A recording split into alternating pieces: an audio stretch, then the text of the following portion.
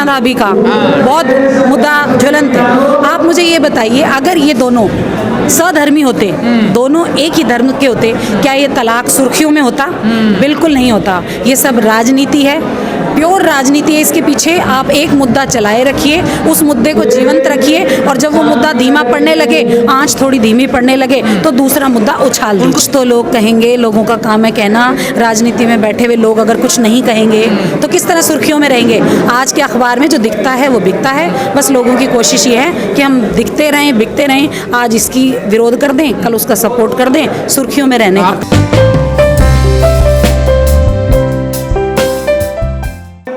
देश में अभी लव जिहाद का मुद्दा इतना बड़ा क्यों होता जा रहा है? आखिर क्या वजह है? सरकारें कह रही हैं कि इस पे कानून बनाना चाहिए, कुछ लोग कह रहे हैं कि देश में हिंदू मुस्लिम हो रहा।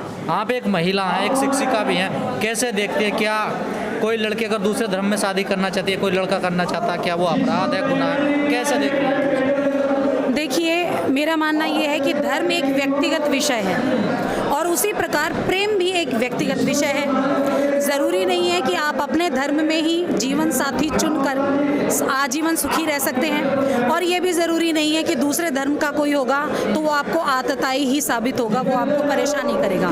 तो मेरा मानना ये है कि प्रेम धर्म से ऊपर का विषय है।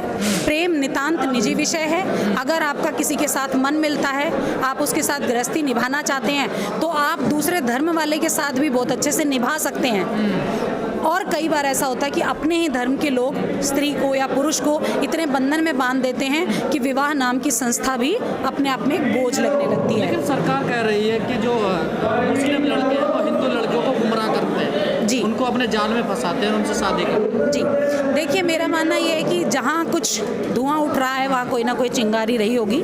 शायद इस तरीके के कुछ लोग होते भी होंगे, इसीलिए मुद्दा उठता है। लेकिन उसके साथ आप सभी लोगों को, जैसे अभी टीना दाबी का बहुत मुद्दा ज्वलंत है।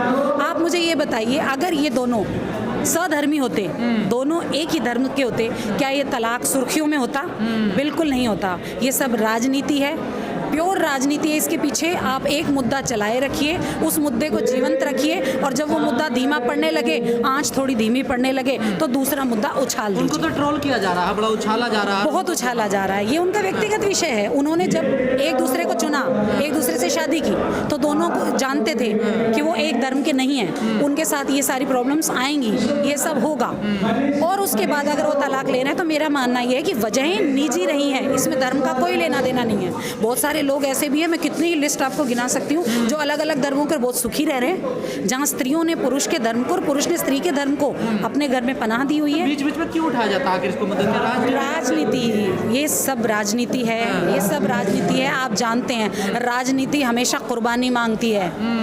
कुर्बानी के लिए हम जैसे मासूम लोग तैयार किए जाते हैं, आम आदमी को तैयार किया जाता है, हम जैसे निरीह लोगों को तैयार किया जाता है, और हम लोग वोट बैंक हैं उनका, और हम लोग उनके बहकावे में आ जाते हैं। लव जिहाद का विरोध कर रहे हैं यार, जो कह रहे हैं इस पे कानून बनना चाहिए जी, वो लोग कह रहे हैं कि हम लव के खिलाफ नहीं है जी, लेकिन जिहाद के खिलाफ है, जो इसको धोखे से जो फंसाया जाता है, फिर लड़कियों का मर्डर कर दिया जाता है, उनको मार दिया जाता है। बिल्कुल बिल्कुल बिल्कुल। देखिए, प्रेम एक शाश्वत विषय है। हम राधा कृष्ण की पूजा करते हैं, और वो प्रेम का सबसे बड़ा प्रतीक है, तो हम प्रेम के विरुद्ध तो कभी भी नहीं हो सकते हैं। लेकिन जो लोग विरोध कर रहे हैं, हो सकता है इस तरीके के कुछ केसेस हुए हों। मेरी जानकारी में मेरे आसपास कोई ऐसा नहीं है। मेरी कई मित्र हैं जिन्होंने विधर्मियों से शादी की है। बड़ा मुद्दा मान रही है इसको। और योगी जी कह रहे हैं कि हम राम सत्य यात्रा निकालेंगे अगर नहीं सुधरते हैं ऐसे लोग जो शादी करते हैं या उन लड़कियों को फंसाते हैं। तो इस तरीके के लोग अगर होते हैं तो उन्हें अलग तरीके से आप समझा बुझा सकते हैं, उनके खिलाफ कुछ और कर सकते हैं। लेकिन एक बहुत बड़े स्तर पर कानून बनाना,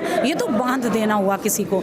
ये तो एक पढ़े लिखे वयस्क पुरुष या स्त्री को दिमाग को कंट्रोल करना हुआ कि आपको इस धर्म के लोगों की तरफ देखना ही नहीं है। अगर हाँ ऐसा होता है, मतलब पाबंदियां लगाने की कोशिश की जाती है। पाबंदियों में देखिए, प्रेम हो, इश्क हो, मोहब्बत हो, वो ना कभी पाबंदियों में बंधी है ना बंध सकती है। जिन्हें करनी होगी वो तब भी करेंगे।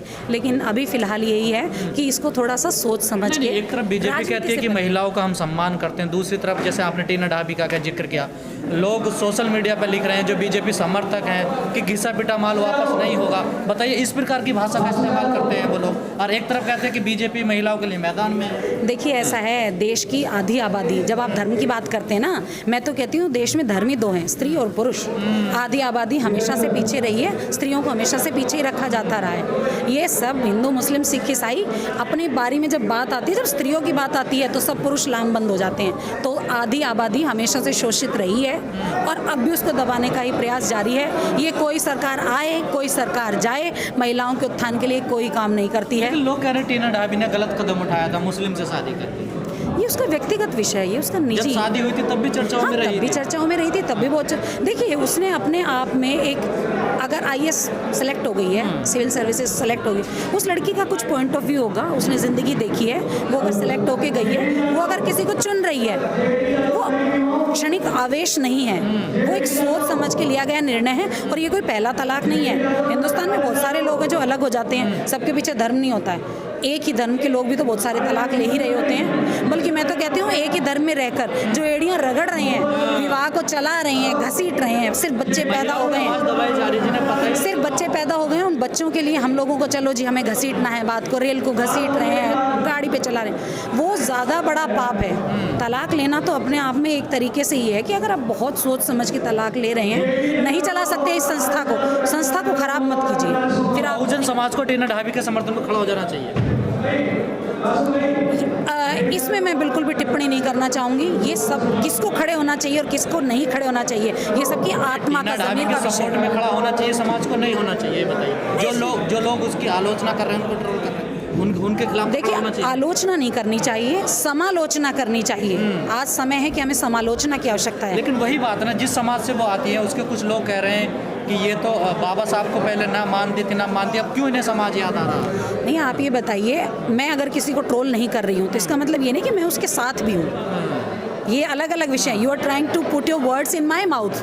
नो, मैं अगर ट्रोल कर रही हूँ किसी को और नहीं कर रही हूँ तो इसका मतलब ये नहीं कि किसी की मैं अंधा भक्त हूँ और किसी को मैं अनुसरण कर रही हूँ। ये एक विषय है हमारा कि मैं ट्रोल नहीं कर रही, लेकिन मैं साथ भी नहीं। महिला के सम्मान में तो लोगों को उतरना चाहिए ना, उसके साथ। महिला के सम्मान में मैं टीना ढाबी ने अगर विवाह का फैसला लिया, ये उसका निजी वो था, फैसला है, मैं उसके साथ हूँ। अब अगर वो अलग होना चाहती है तो वो उसका अपना फैसला है, मैं उसमें भी उसके साथ हूँ। लेकिन कुछ लोग इस मुद्दे को एक जीवन है, सबको खुश रहने का अधिकार है। अगर उसने इतना बड़ा निर्णय, कोई भी स्त्री आवेश में नहीं लेती, न शादी का न तलाक का, उसने पहले भी सोच समझ के लिया। बोल रहे हैं, उसके पीछे क्या मनसा है? लोग क्या फायदा उठाना चाहते हैं? लोगों की आदत है, कुछ तो लोग कहेंगे, लोगों का काम है कहना। राजनीति में बैठे हुए लोग अगर कुछ नहीं कहेंगे तो किस तरह सुर्खियों में रहेंगे? आज के अखबार में जो दिखता है वो बिकता है। बस लोगों की कोशिश ये है कि हम दिखते रहें, बिकते रहें, आज इसकी विरोध कर दें, कल उसका सपोर्ट कर दें, सुर्खियों में रहने का काम है। के साथ में समर्थन करते हैं। मैं एक स्त्री के साथ हूँ, मैं किसी भी धर्म के साथ नहीं हूँ, मैं एक स्त्री के साथ हूँ। अगर वो अपना निर्णय ले रही है तो पुरुषों को कम से कम उसका आदर करना चाहिए। क्यों ऐसा है कि महिला को पुरुष के अनुसार भारत में नहीं, बहुत सारे देशों में है। नहीं, भारत में ज़्यादा है ना। नहीं, देखिए, आप दूसरे देशों में देखेंगे तो औरों में भी है, बहुत ज़्यादा है। हर देश की अलग अलग अवधारणाएं हैं। आप ऐसे तो जाएंगे साउदियन जो कंट्रीज़ हैं उनमें बहुत ज़्यादा है।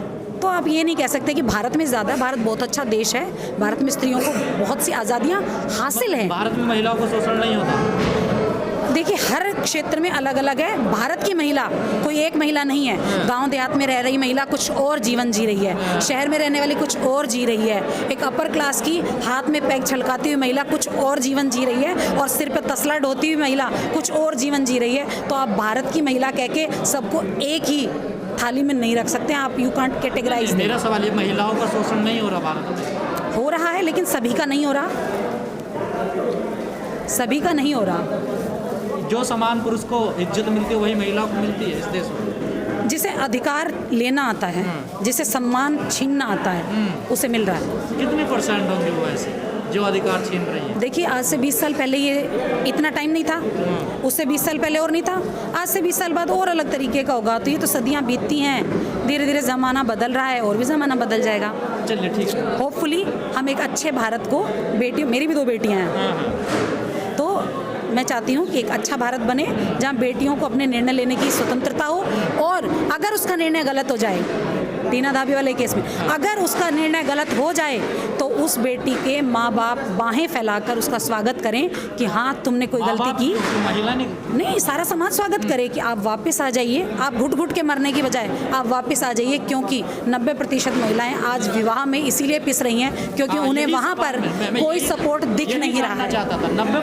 90% महिलाएं आज इसीलिए पिस रही हैं कि हमें वापस जाएंगे तो घर वापसी का रास्ता हमारे लिए बंद है। वो चाहे जो भी है, मनोवैज्ञानिक है, सामाजिक है, जो भी दृष्टिकोण है, लेकिन हाँ हमें अपनी बेटियों का कम से कम हाथ थामना चाहिए कि तुम्हारा कोई गलत फैसला भी हुआ तो मैं उसमें तुम्हारा साथ दूंगा या दूंगी।